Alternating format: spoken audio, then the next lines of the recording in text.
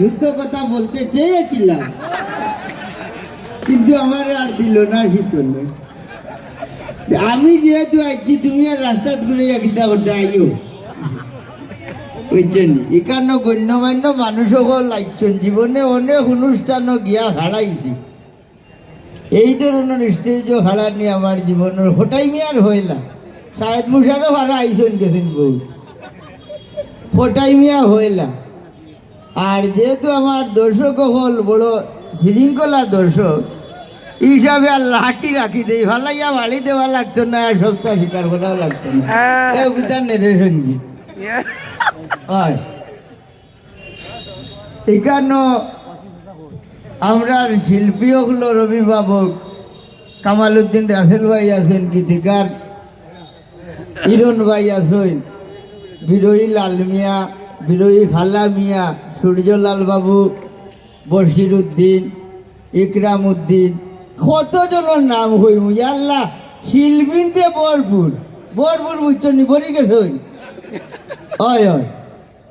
তো আমিও আইছি ওই শীতন বাবুয়ে যেহেতু আমার দাওয়াত দিলে নৌ সুযোগে আপনারা দেখিয়ে যাই মুখে ওইলে একজনে আটজনটা ঠেলাইয়া সামনে দি ভালাইও না, সালো হাফ মাটারও হরি যাই ভাই, ফুল মাটার হরতেও পারতে না, 14 বছর সাজা হইছে।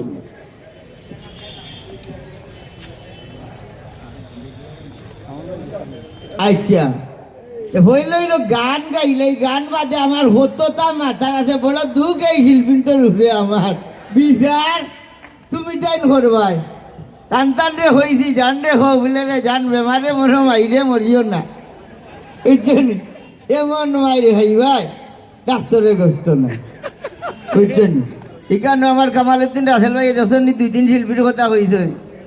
আমরা রে বাবা বড়াইলা এগুদু গিয়ে 60 তো বড়াইলা ফুটা বড়াইলে আমরা অনেক দিন বাদে আমার এক বই, আমার ছোট ভাইয়ের বউ আর কি, শিল্পী মিনারা বেগম রে হইলাম রে ভাই, আও 2টা গান গাও আমরা রে, গান শুনাইয়া যাও। গান বাদে আমি দেখবাই নে কতটা হইম। আর আমি ইয়া হারাইছি ও বাহু বুঝছি না, বুঝছেন? বাহু বুঝিয়া আনলে তোমার তান্ডা লইয়া হতো সময় খেললাম, বুঝছেন? ও শিল্পী মিনারা বেগমে 2টা গান গাওয়ার লাগে অনুরোধ করলাম। এরে হরিয়া হাড়া যত জায়গা যাতাযাতি হরিয়া না ভাই শুনো ইতা না, হর্ষ হইয়া হাড়া, হর্ষ হইয়া মানে দূরই দূরই হয় হয়, হর্ষ হইয়া খাড়া।